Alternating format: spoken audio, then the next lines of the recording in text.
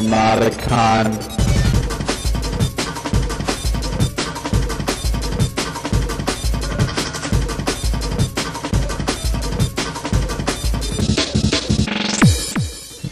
Those of you with an overwhelming fear of the unknown will be gratified to learn that there is no intended hidden message but revealed by reading this warning backwards, so just ignore that alert notice from Microsoft. However, by pouring a complete circle of salt around yourself and your computer, you can ensure that no harm will befall you and even your pets. Your mileage and satisfaction may vary. Not all warranties apply during the time frame. Yeah, okay, for you guys recording it. I'm not going through all of it. Just a little humor saying that this is me, my own words, my thoughts, and on the whole situation. I speak for no one, and no one else can certainly speak for myself. That's entirely up to you, sir. Whether you decide to click whatever button you want, and you know. So, let me request for everyone to please turn off or set your personal communication devices to vibrate as a courtesy to everyone else. Otherwise, if it rings during this presentation, you will be buying me a drink at the bar of my choosing. And it's not going to be Bud Light.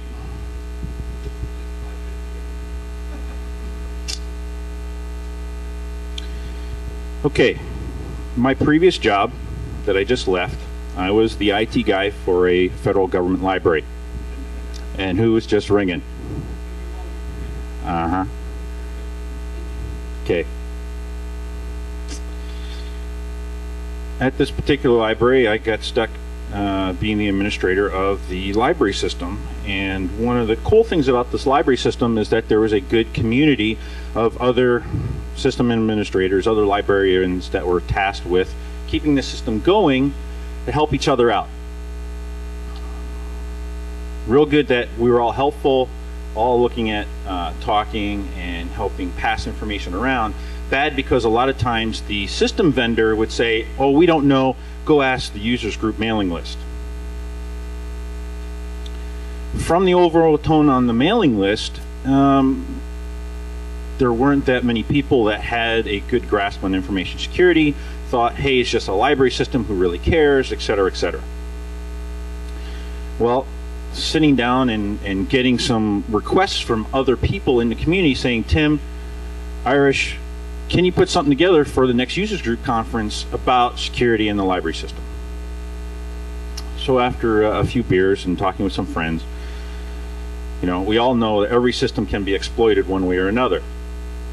Can I put something together in an hour to get these librarians, you know, from the ones that are technically savvy to the ones that, you know, are still bitched and complaining that they got rid of their card catalogs, because that's what they've been used to understand what's the problems, what's the real concerns about the situation.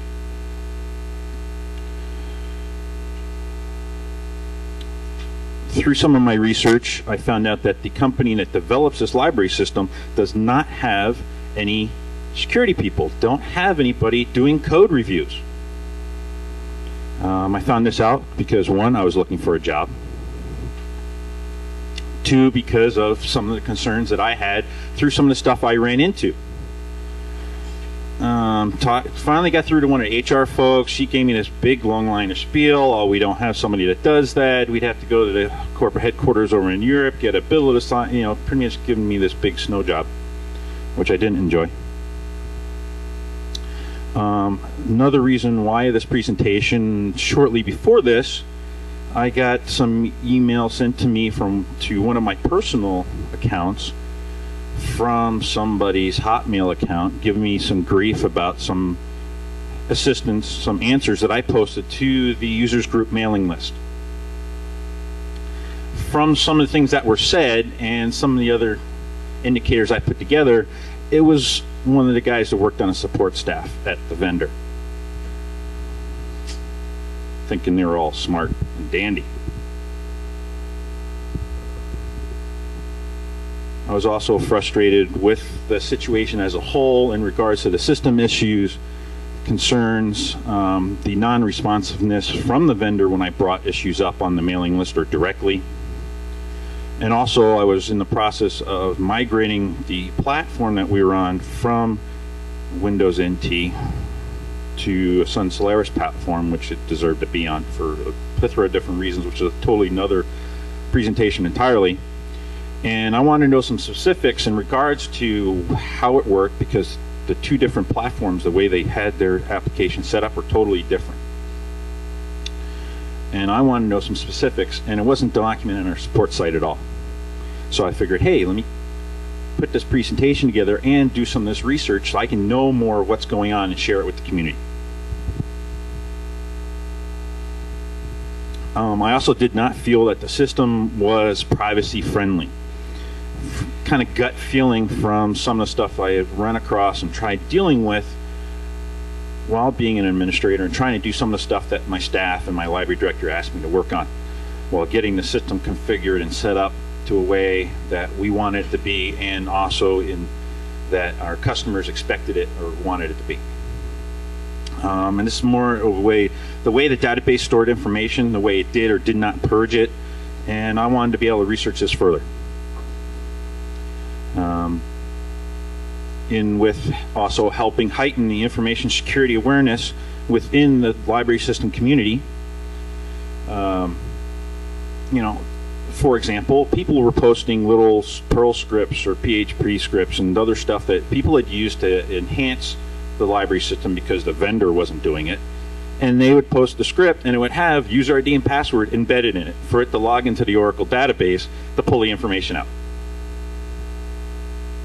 Not the smartest thing, just gut feeling, you know. So I became a little bit more involved on the mailing list, and when I saw stuff like that, typing up, and you know, hey guys, you really don't want to do this, and this is why. And here's some web references and websites that you should probably go read as to why. And this new system that we were also upgrading to when I migration to Sun platform now comes with encryption. And that's kind of how the vendor was playing it off, but not saying a word about what the specifics were, other than, well, it encrypts all the data between the client and the server, and you won't have to worry about blah, blah, blah. Yeah, no. The only thing I could find out is that the vendor developers developed their own encryption. Yeah, that's kind of what we were assuming, that, yeah, we'll just do XOR and nobody will know. We'll say it's encrypted. Yeah, you lying sacks of crap. I opened quite a few support tickets on this issue, and it got to the point where the head of the support department just went ahead and closed them because they didn't want to deal with it. I also asked some friends and associates that worked with the company and pretty much was stonewalled on this whole issue. And I had hoped to test and examine this so-called encryption standard, but unfortunately the timing that I got into in regards to this, which I'll touch on in a little bit, it wasn't feasible at all.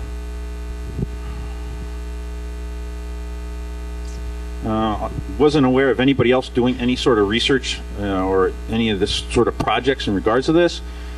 And I wanted to help back with the community because they helped me so much, because when I first got into the job, hey, I'm just an IT guy. I've used libraries, but I have not a clue about library systems. And there were other individuals on the mailing list that had helped me out tremendously. They're now looking to me at regards to security stuff. And, you know, it seemed like a fun project to work on, and I always enjoyed going to the Windy City every April to party my brains out.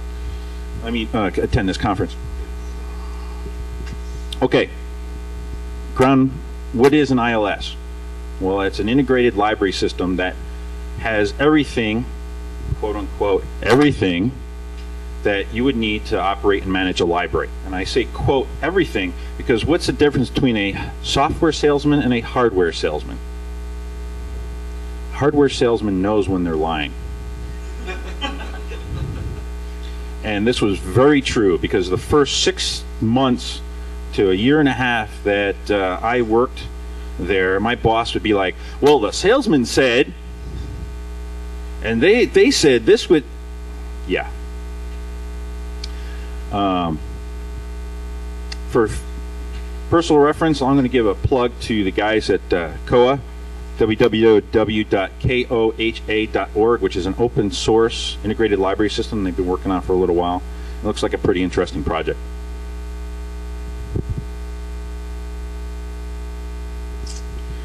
So, summer 2003, I kind of mulled over what my friends in the community had asked of and said, okay, let me go talk with the boss. And she was actually, well, to my face, said that she was in support of this project and presentation. So I submitted my proposal, and the committee chairperson for the technical track, who's actually a friend of mine, called me and she's like, Tim, what's this little disclaimer on the bottom? What are you talking about meetings, approvals? And I explained to her, and she's like, oh, I'll have to call you back. So I got somebody from the company that called and explained to her what was going on, and it took a little bit to get everybody verbally saying, yeah, sure, we want to bless this. And then talking with some friends, they're like, you might want to get some legal paperwork to CYA. So to cover my ass, I pulled out my stack of business cards and contacted somebody that I had talked to at the EFF. Sent her an email. She emailed me back. She's like, not a problem. And within like 2 weeks, she'd put together like not even a full page of, you know, let this gentleman do whatever you want in support of this presentation. We're not going to get him on DCMA, the hacker laws, or any other garbage. And the vendor signed off. And my boss signed off. I'm like, woohoo! Giddy up, this is going to work. So then I waited for the test box to be configured up for me that they were going to host up in their facility, and I would do my scans and whatnot from wherever I was at. And I waited. And I waited. And about 2 weeks before, they're like, okay, the box is ready. Thanks. So we troubleshoot some connectivity issues and figure out what's going on, and then I do a look, and the only thing that's on there is the base Solaris install, not the application. Hadn't done any patches. I call him up. I'm like, dude, what the fuck? My exact words.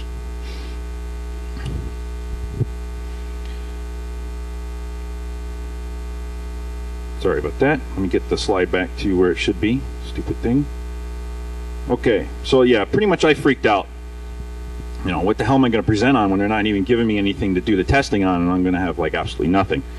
And he's like, oh, you needed the application too? What are you talking about? That's not what we talked about. You lying crap.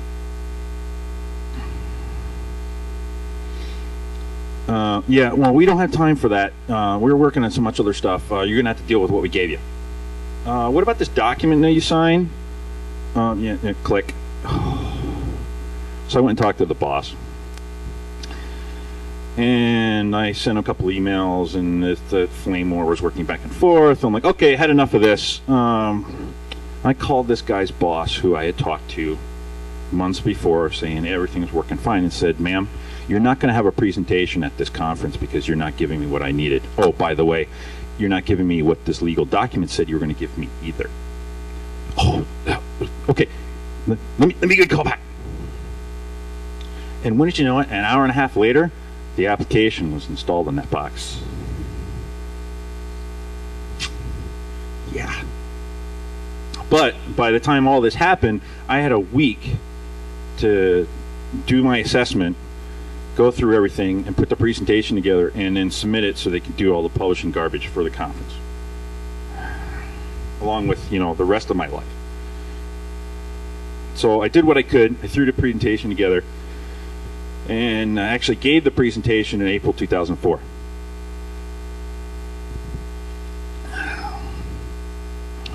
What a mess. So at this point, let me go through some of the stuff that I went over with them. Some of you that were here at NOTACON last year got to see part of that presentation as an impromptu because somebody canceled out. I've been wondering if you had been or not. That's good. Glad you shared that. So, as As we're all familiar with, you know, how do we evaluate something, not just for ourselves, but something else that we're trying to figure out what's going on? Google search, who is, you know, scan the box, assess, slam it in, and hey, profit at the end, right? There was only a couple of librarians that got that joke. So they set it up for me. I did the basics, threw it together. There was no patches, there was no hardening done at all. So is this a true picture of an accurate setup? Absolutely not. Is it at least a start? Sure. Because this is kind of the, you know, base install that they give the customer and say, here you go, have fun.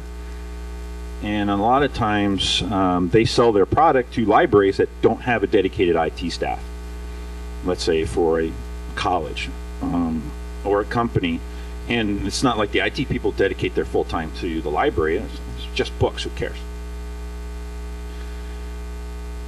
So it's not a real good situation. And from my experiences and what I perceive from the company, they're not really doing anything about that either. In my opinion, it's not really a good situation. So what can be done? Well, real simple. A lot of these times they just put their server in the library director's office. Well, I'll just walk in, take the box. Hey, we got to go do something. Okay, cool. All right, no problem. And walk out with it. And then I just walked out with your whole library system. And it's not like you can just step back and pull out the card catalog again. So you've effectively just totally mudged up the operation of the facility. Possibly some SQL injection with some of the web pages that they have set up and the interactions with the CGIs. And then, of course, depending on the configuration, common or known exploits that nobody's bothered to patch yet or nobody's bothered to mitigate out. New 0-day stuff, but you know, same situation as any other application, any other situation. And then you also have the social engineering or human factors, because librarians as a whole tend to be helpful and they tend to be friendly for the most part, unlike some of my ex-coworkers, at least towards me. So you know, they're geared towards trying to help you get the information you want, and they don't think about, well, maybe I should kind of filter this a little bit and not give everybody the same user ID password, you know, goofy stuff like that. And as a note, you know, you have the hacking in a nutshell stuff and some of the fake O'Reilly books I put in the presentation. I had to explain to the librarians and the attendees that those were not real books. They're like, oh, can we get that?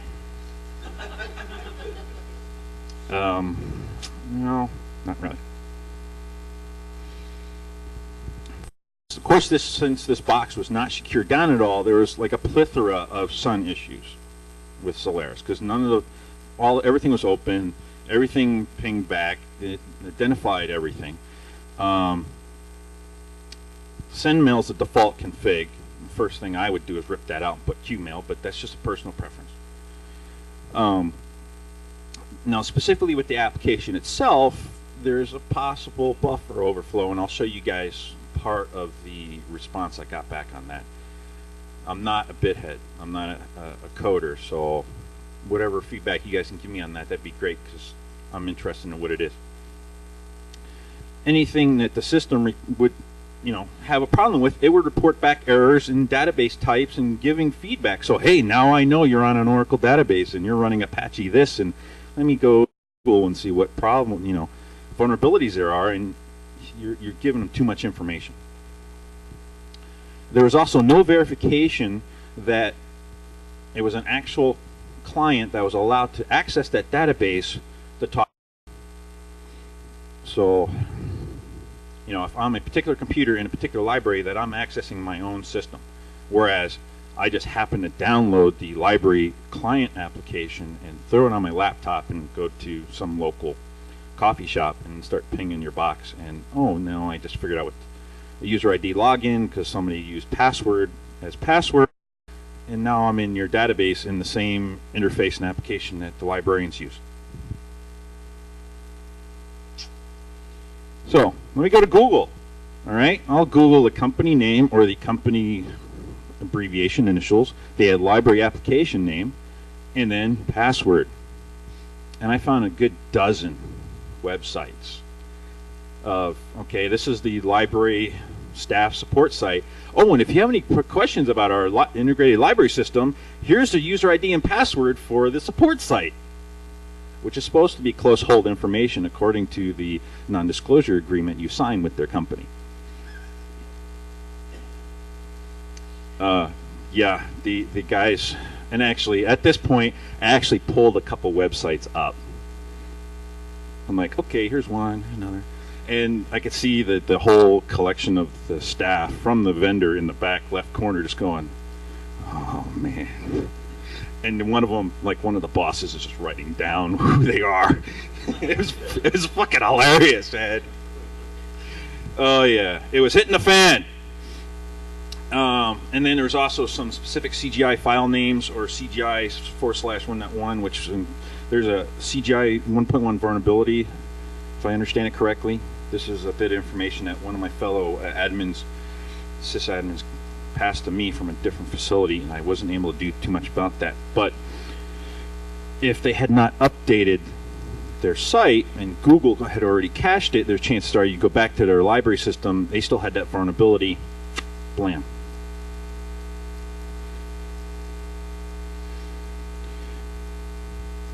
Going through a couple of different websites, web pages within this application, there's one where you can log in as a library patron and renew your books and do that sort of stuff. Well, okay, I'll go in the soc field and throw in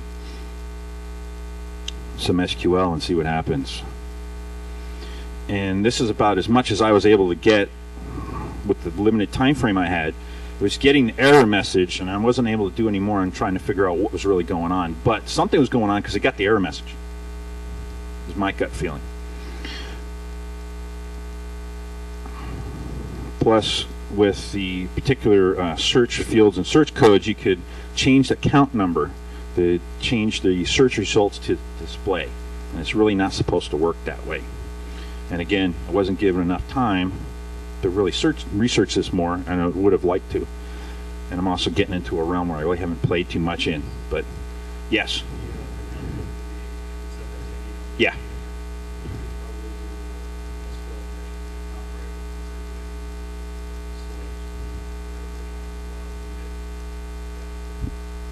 And that's kind of what I was thinking of. Sorry?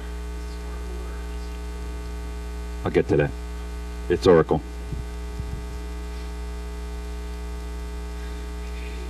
All right. So, simple port scan. What did I find?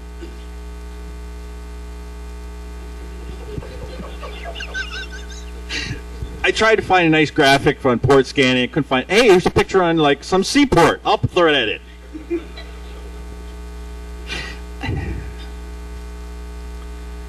Simple basic stuff. Oh yeah, let's run FTP on the same box we're running the library server. And telnet. Oh, and that was like one of the standard things when I first got into the community. Oh, just telnet into your box.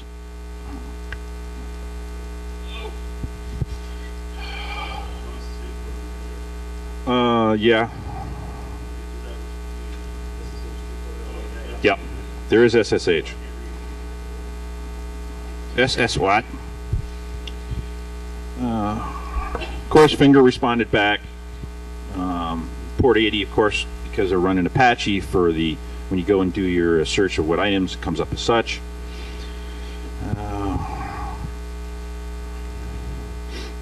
Send mail. And a bunch of other little ports that really weren't able to identify themselves. Some of those are the library applications, such as port 7, the 700 series, 7000 series. If there were certain modules you could buy in addition to this library system, such as what's showing up here, the self-check.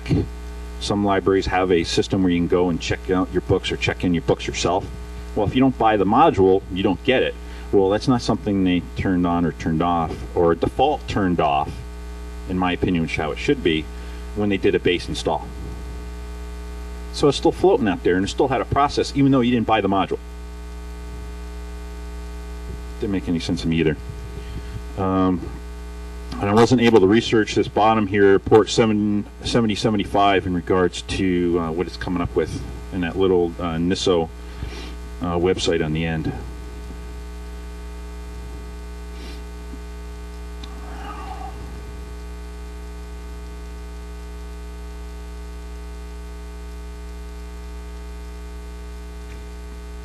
Yeah. Ports galore.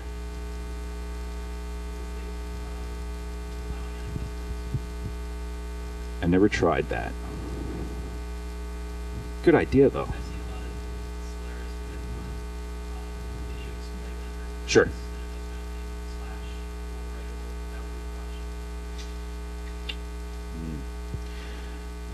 So with all these ports that were not, identifying themselves, I just started telnetting into them and see what happens.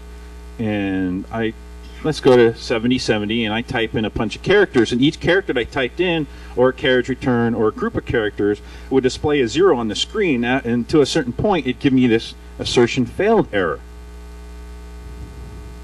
I'm like, well, one, a decent setup shouldn't be giving me an error.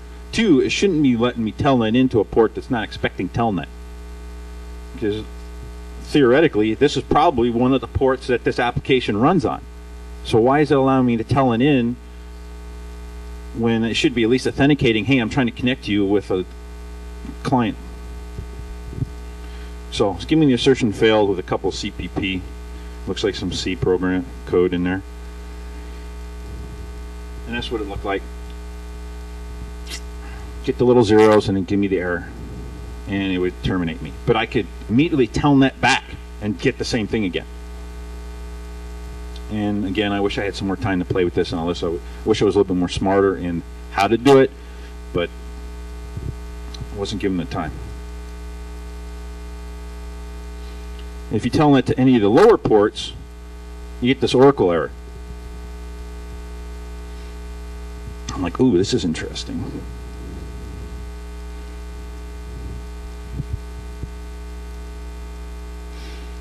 And back to them. At the close of my presentation, I'm like, okay, here's in summary.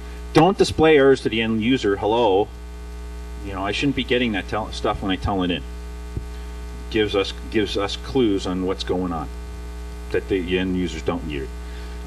Being that I worked in a government facility, there are supposedly directives that being a vendor and selling stuff to government agencies that you're supposed to be in compliance with, which they're obviously not, because they talk about some of this stuff in there. And of course there are standard practices and code of practices. They're a good thing. You guys should be complying with that. Do you guys do the CMM? And they looked at me like, what the fuck is the capability maturity model? Okay. I really, actually, after finding all this out, I'm glad that I wasn't able to get a job with them, because I don't think I could work there, because it seems so hairy-carry the way they did their development. Some pretty basic stuff in regards to, hey, don't be the low-hanging fruit, even though you're getting this product. And a lot of times when you work in a library, it's a committee that decided what library system you're getting or which one you're migrating to, and you don't have a choice on what you're implementing. So at least try to do it smartly.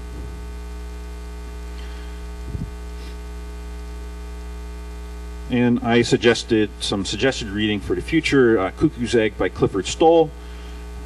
One, because it's a pretty decent book, I think. Two, because my boss read it and then understood everything I had talked about for like the last 3 years. Second, I know how some people feel about Mr. Mitnick, but I wasn't able to talk about some things, and I figured, hey, librarians have actually heard of Kevin Mitnick and probably heard of the book. Give that something else for some fodder for them to read.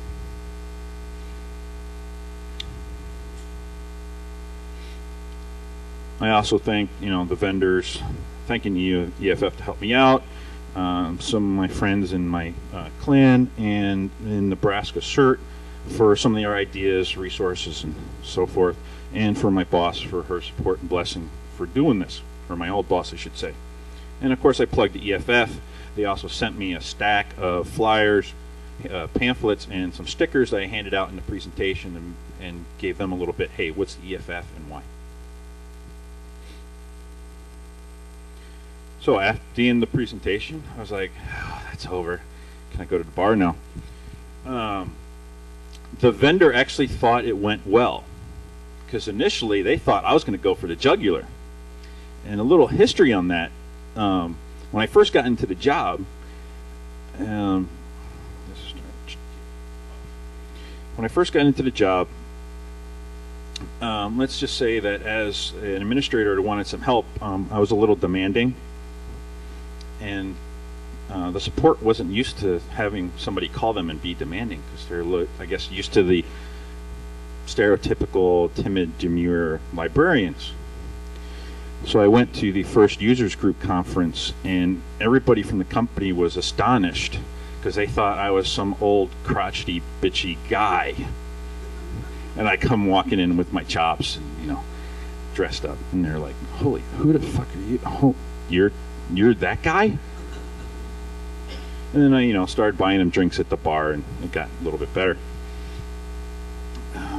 It was really hard to go for that kill, and go for that jugular, because, you know, I was only given a week, and I was venturing to some areas that I had not been able to play with before, and was hoping for a little bit more time. The vendor actually also, after the presentation, approved for my handouts, which you guys got, and the presentation, to go on the support website for other people that were not able to attend that session or not attend the conference at all, to at least go through it, which I thought was pretty cool, because initially they weren't too keen on that. After one of the other vendor employees walked up to me and gave me a copy of their snort logs from when we were doing one of their scans. Like, that's supposed to be a you know, security measure or something. But he thought it was cool because we caught you. Whatever. One of the other administrators that came to my presentation came up to me afterwards in the bar. And not that, you know, I hang out at the bar the whole time at this conference. No, I don't want to give you that impression at all. That there's a real audio attack vulnerability that is out, that created a similar situation with this system, in that it would connect to one of the same ports and start creating bogus processes and just bog the whole system down. And I'd been talking with support guys about it, but nothing had been sent out to the user community at all about this.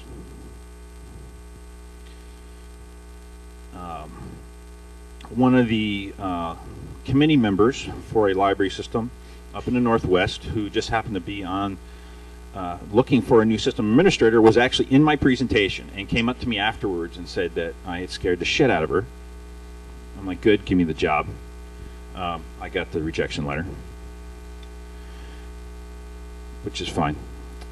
I got something better. And then also other system administrators that contacted me for other ideas, thoughts, and so forth. And we were starting to share more information than what was before, which was one of my intents. A little bit after this, I was downward directed that we're going to migrate to a different library system, which in my opinion was a total piece of crap. Also, this system would be centrally located, not in my location, and would remove most of my system administrator duties and pretty much leave me to doing basic PC support. Barf. And I won't go into the hollow promises by the director. We won't do this. No, we'll stay. Yeah, right. Okay. So I found a new job and left, because it was bad enough that, you know, they shoved this down my throat and didn't really talk to the people in the field about what did the libraries really need. It was a decision way up because somebody was making backdoor deals. Hey, look, the government. So there was also some drama.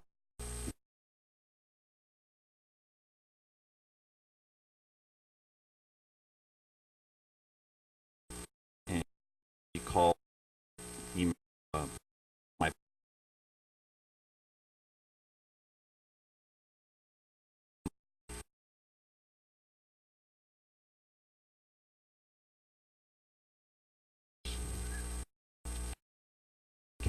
yet to hear.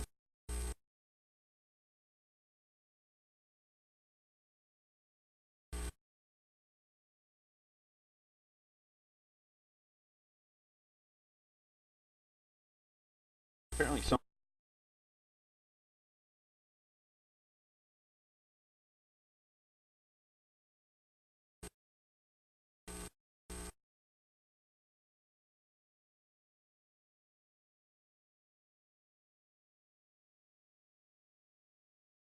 I moved to Vegas. All right, I'm at. Because they were really disappointed that I had left the community, and also they were wondering why, because apparently there was some long thread about security in the system and whatnot this past spring, and they were bewildered on why I didn't speak up.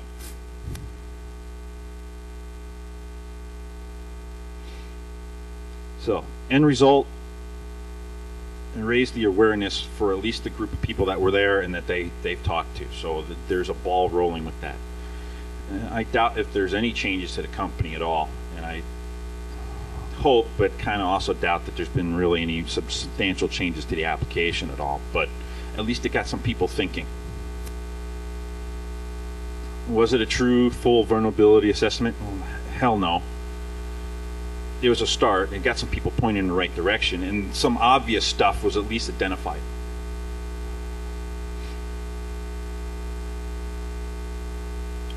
Any questions, comments, or thoughts? Yeah.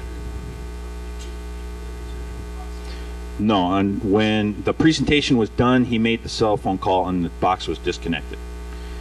The original box that they were going to let me use, they were in the process of setting it up, and the box died. So they had to borrow a box that they were actually going to send to a new client, throw my stuff on it, set it up. So when we were done, my stuff was purged, and they went and set it up for the new client and then got it sent out. So it was kind of, no. Also, the agreement that we had signed was in preparation of that presentation. It wasn't for any further. I kind of wish I could have, but I was unable to. Yes. Sure. Correct.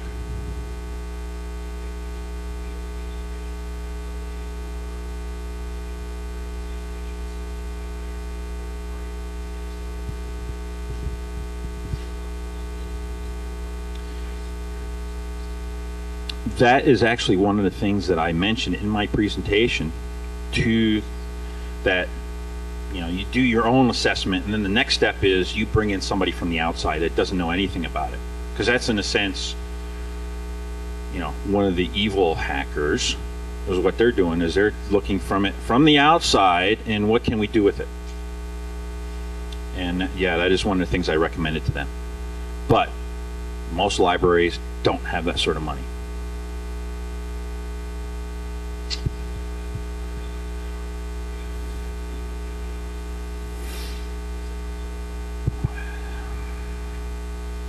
It depends on the situation and what they're looking at, and you know, each consultant or each company is different.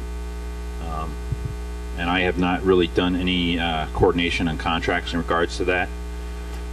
I know what I've charged for what little consulting I've done in regards to this particular system, but since I left the job and I'm no longer in the environment, I've not done anything with it since. Plus, my current employer's not too keen on me doing any consulting.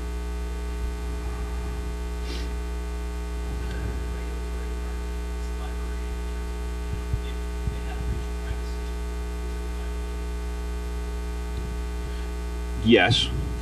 First, just the basic, you know, you have a responsibility to keep your system secure and keep your information private, or keep their patrons' information private. That's why, for example, a lot of libraries, when the Patriot Act came out, they configured, if they could, configured their library system to only store who has the current item checked out. There's no back history. Yes, there are, and it depends in regards to what state you live in. Okay, and so depending where you're at, I would first research for your state's library commission and see what they say. I lived in Nebraska, so the Nebraska Library Commission has a thing on this is our intent on for libraries in this state and what the privacy policy should be. Now, what does the local library board consider, and what's the local guidelines on it? Since I worked in a federal institution, it's a total different ball of wax. The general consensus was we'll try to do the best we can with these private, with what the American Library Association says, what with the State Library Association was, just because those are good guidelines. But since we're a federal institution and any boss can come down and say, I want this information, there were some other issues and concerns with that. But it was addressed, and pretty much for our situation, we would have to get like the lawyers involved that were associated with our organization, say, okay, this boss just came in and wants this information. We need to get the right approvals and documentation first before we can hand it over, was what my boss said. Now, what would actually happen when it came down is a totally different story. But that's the same in any other operation either. So it's not just specifically our office.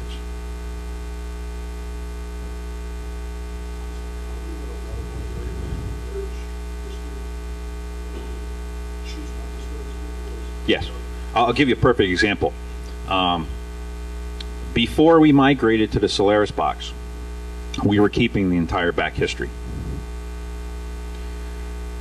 because we had some staff members that when items came in, they would just go and scan them to check them back in and throw them back on the shelf. Well, infamously for a while, we'd have our technology books coming back, and a lot of technology books have a CD in them. Well, they were walking off.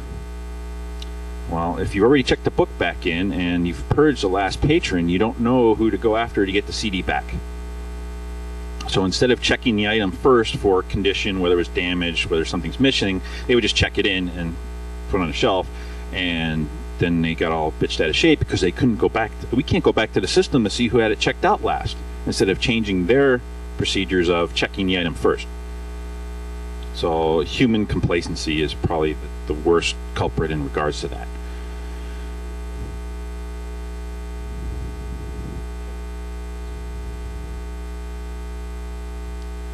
The American Library Association, when this all came out, their recommendation is you keep the minimum of what you need.